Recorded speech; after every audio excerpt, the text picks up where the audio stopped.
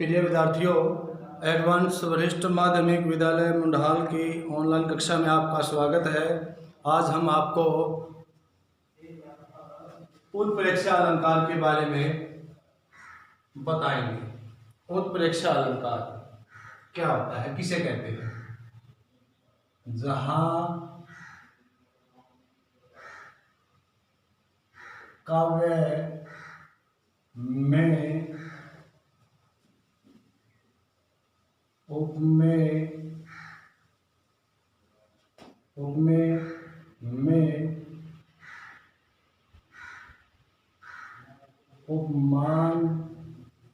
उपमान की संभावना पाई जाए। जहां काव्य में उपमेय में उपमान की संभावना पाई जाए वहां उत्प्रेक्षा अलंकार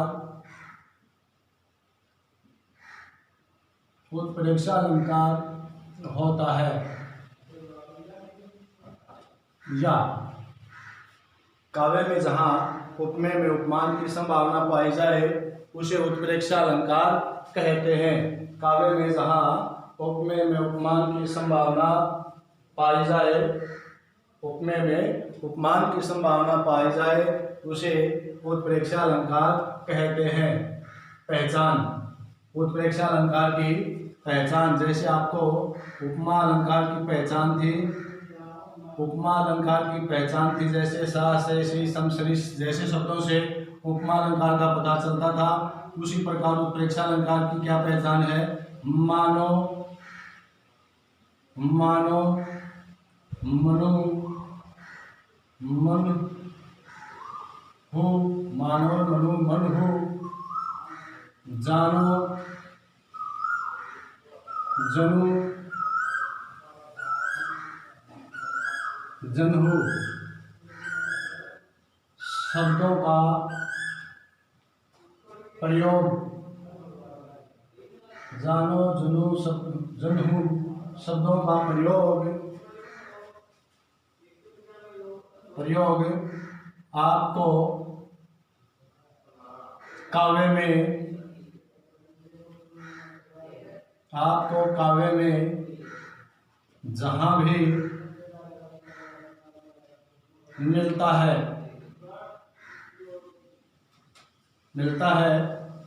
वहां निश्चित रूप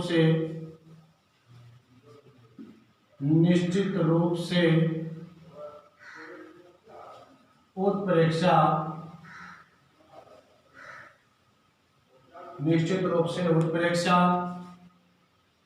अलंकार होता है। परिभाषा आपको समझ में आई होगी कि वह जहां काव्य में उपमेय में उपमान की संभावना वैसी संभावना होती दिखाई हो, उपमेय में उपमान की संभावना पाई जाए वहां उत्प्रेक्षा अलंकार होता है, उसे उत्प्रेक्षा अलंकार कहते हैं। इसकी पहचान क्या थी?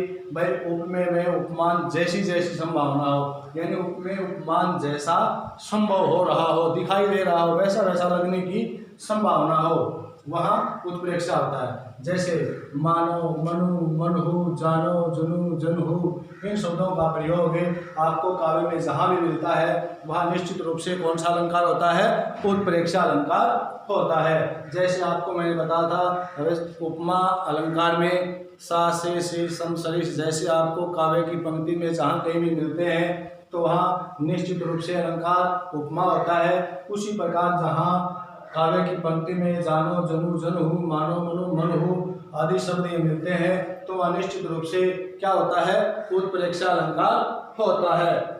उदाहरण के लिए देखिए, जैसे सिर फट गया,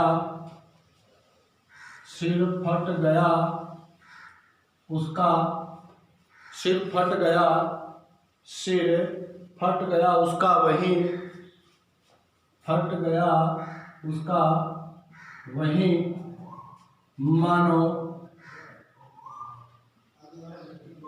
मानो अरुण रंग का, मानो अरुण रंग का घड़ा हो, मानो अरुण रंग का घड़ा हो। तो आपने पहले ये देखना है कि वह सिर फट गया उसका वही, क्या ये मानो, क्या है पहला शब्द मानो, मनु मनहु, जानो जनु जनहु।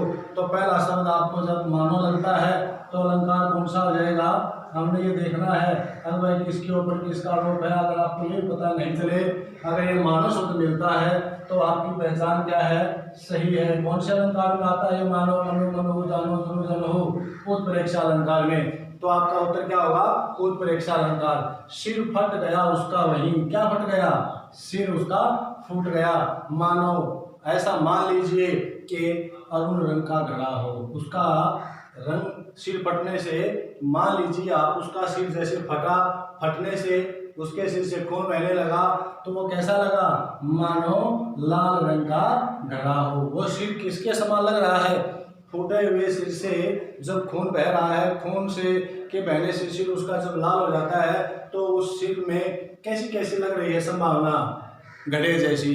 तो ये सिर क्या है, उपमेय है, और अरुण रंग का घड़ा क्या है, उपमान है। उपमेय में उपमान जैसी संभावना प्रतीत हो रही है। तो ये क्या है, उत्प्रेक्षा अलंकार। संभावना पहला उदाहरण हमने, अगर इसकी हिंदी नहीं भी समझ में आए कि सिर फट गया उसका वही, मानो अरुण रंग का घड़ा हो, तो सिर की संभावना किस जैसी लग रही है, घड़े जैसी। कैसे घड़े जैसी, लाल घड़े जैसी। तो मानो उसका सिर घड़े के रूप में दिखाई दे रहा हो। तो ये था आपका उदाहरण। अगला उदाहरण है सोहत ओढ़े पीठ पट। दूसरा उदाहरण जो है सोहत ओढ़े पीत, सोहत ओढ़े पीत पट श्याम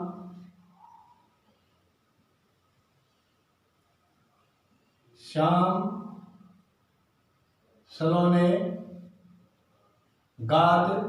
सोहत ओढ़े पीत पट श्याम सलोने गात। मानो मानो नीलमणि, सोहत ओढ़े पीत पट श्याम सलोने गात।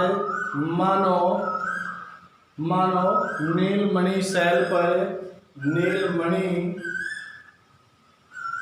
शैल पर आतप पर्यो प्रभात। मानो नीलमणि शैल पर आतप पर्यो प्रभात।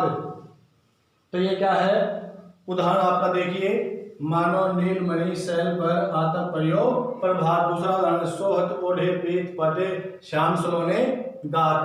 क्या है, सुशोभित हो रहा है। ओढ़े माने ओढ़े हुए, पीत पट पीले वस्त्र ओढ़े हुए, श्याम सलोने गात। कौन, श्री कृष्ण अपने सावले सलोने शरीर पर क्या हो रहा है, पीले वस्त्र ओढ़े हुए बहुत ही सुशोभित हो रहा है। मानो नीलमणि शैल पर आतप पर्यो प्रभात। ऐसा लग रहा है मानो नीलमणि शैल पर, नीलम मणि के शैल या चट्टान पर आतप पर्यो प्रभात क्या है, सूर्य की किरणें चमक रही हैं। जैसे सूर्य शुरुआत में जब सूर्य उदय होता है उसकी किरणों में भी क्या होती है, क्या होती है, हल्की हल्की लालिमा होती है। उस लालिमा के साथ यहाँ लालिमा के साथ इसकी तुलना या इसके ऊपर ऐसा प्रभाव लग रहा है कि वह नीलमणि शैल पर आतप पर्यो प्रभात। किस पर, श्री कृष्ण का जो सांवला शरीर है वो उपमेय का काम करता है, और ये नीलमणि शैल पर जो सूर्य की किरणें गिर रही हैं वैसा वैसा उसका शरीर प्रतीत हो रहा है। तो यहाँ ये श्री कृष्ण का जो सांवला शरीर है, सांवले शरीर पर जो पीले वस्त्र ओढ़े हुए हैं, पीठ पर जो है वो किसका प्रतीक है, उपमेय है। और आतप पर्यो प्रभात नीलमणि शैल पर, इस शैल के ऊपर जो सूर्य की किरणें पड़ती हैं तो ये नीलमणि क्या है, उपमान है। इसमें उपमेय में उपमान जैसी संभावना है, तो ये क्या है, उत्प्रेक्षा अलंकार है। क्या है ये, उत्प्रेक्षा अलंकार। समझ आया। दोनों उदाहरण आपके। तो ये मानो मनो जानो जनहु का, इसके अंदर आपको उदाहरण मिलेंगे कि भाई ऐसा मिल रहा आपको मानो मनो जानो जनहु। अब है उस काल मारे क्रोध के उदाहरण देखिए। उस काल मारे क्रोध के, उस काल मारे क्रोध के तनु कांपने उनका लगा। उस काल मारे क्रोध के तनु कांपने उनका लगा। मानो मानो हवा के जोर से, मानो हवा के जोर से सोता हुआ सागर, मानो हवा के जोर से सोता हुआ सागर जगा। कविता की लाइन है, उस काल मारे क्रोध के तनु कांपने उनका लगा, मानो हवा के जोर से सोता हुआ सागर जगा। तो यहाँ भी आपको मानो शब्द मिल रहा है, तो अलंकार आपका क्या होगा? उत्प्रेक्षा। क्या मिलेगा आपको? उत्प्रेक्षा अलंकार। देखिए, उस काल मारे क्रोध के तनु कांपने उनका लगा, यानी जब व्यक्ति का के जब गुस्से में होता है, क्रोध में होता है, तो उसका शरीर कांपने लग जाता है। जब व्यक्ति गुस्से में होता है, क्रोध में होता है, तो उसके शरीर में एक प्रकार की कंपन होती है। उस कंपन के, ये कंपन क्या है? उपमेय है। मानो ऐसा लग रहा है, क्रोध के कारण जब उनका शरीर कांपने लगता है, तो ऐसा लग रहा है मानो क्या हो रहा है?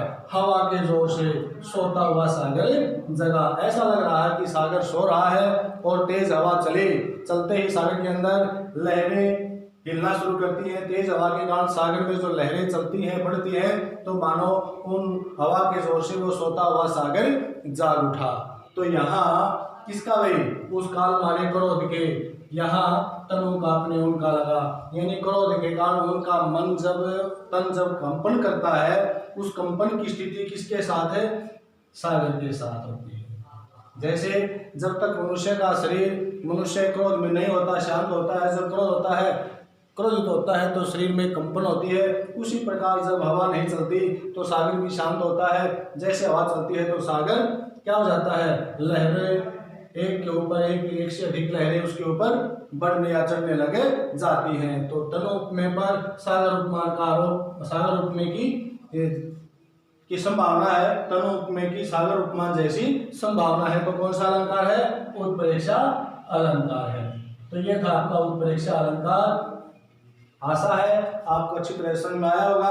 तो इससे संबंधित अन्य उदाहरण भी अपनी कॉपी में कर लेना। धन्यवाद।